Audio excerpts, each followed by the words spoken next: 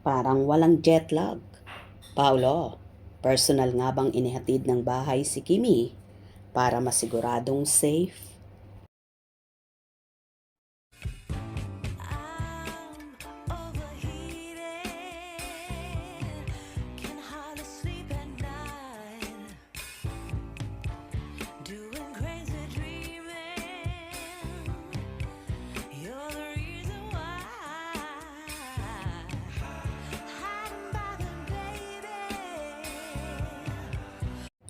Kasalukuyan na ngang nakarating na ng Pilipinas ang magkatambal at magka-love team na sina Kim Chiu at Paolo Avellino. Nakuhanan sila ng video sa airport na tila hinihintay ang mga sasakyan nila. Ayon naman sa ilang fan ay tila walang jet lag si Paolo kung saan personal niyang inihatid ng bahay si Kimi para masiguradong safe ang dalaga.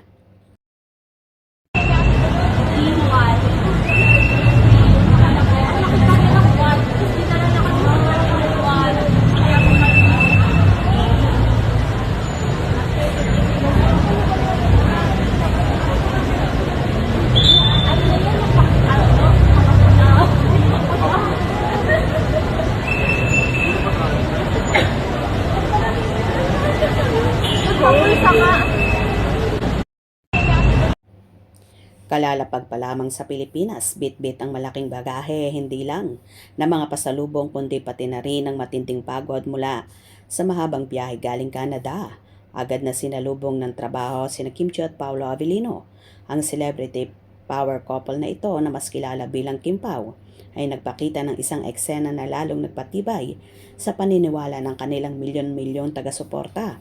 Ang pagmamahalan sa likod ng kamera ay mas matindi pa sa kanilang mga ginagampanan sa pelikula. Ang kanilang pag-uwi ay hudyat din ang paghahanda para sa sunod-sunod na proyekto. Ang naging tampok at viral na ganap ay ang pagmamaneho mismo ni Paolo Avellino kay Kim Chiu patungo sa isang halagang event ng Hyundai. Isipin mo kahit na lumilipad pa ang kaluluwa niya sa pagod dahil sa jet lag. Nanindigan si Paulo na siya maghahatid at magsusundo sa kanyang misis.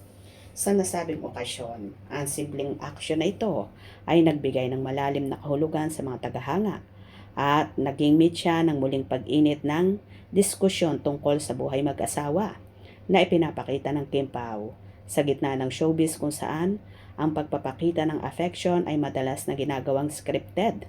Ang ganitong tunay at walang arte na gesture ay nagpapaalala sa lahat ng pag-aalaga sa isa't isa lalo na sa panahon ng kahinaan at kapaguran ang tunay na sukatan ng isang relasyon. Hindi sila nagsasawa na alagaan ang bawat isa. Ito ang kanilang love language. Ang kanilang pagiging always magkasama ay hindi lamang isang professional na obligasyon kundi isang personal na paninindigan. Ang pagiging hands-on ni Paolo sa paghatid kay Kim ay hindi lamang isang simpleng pabor. Ito ay pagpapakita ng suporta na higit pa sa salita.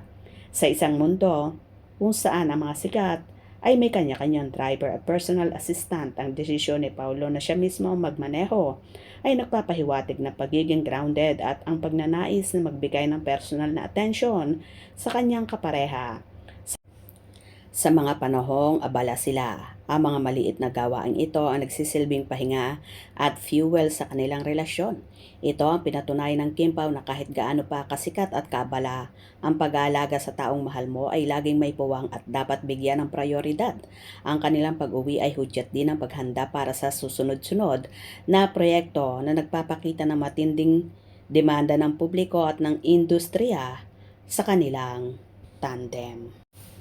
Well, kung totoo man na mismong personal na naghatid si Paulo sa kanyang chinita princess, gusto lang naman siguro ng actor na mas sigurado na safe ang kanyang iniirog. Good job, Paulo. Hope you enjoy.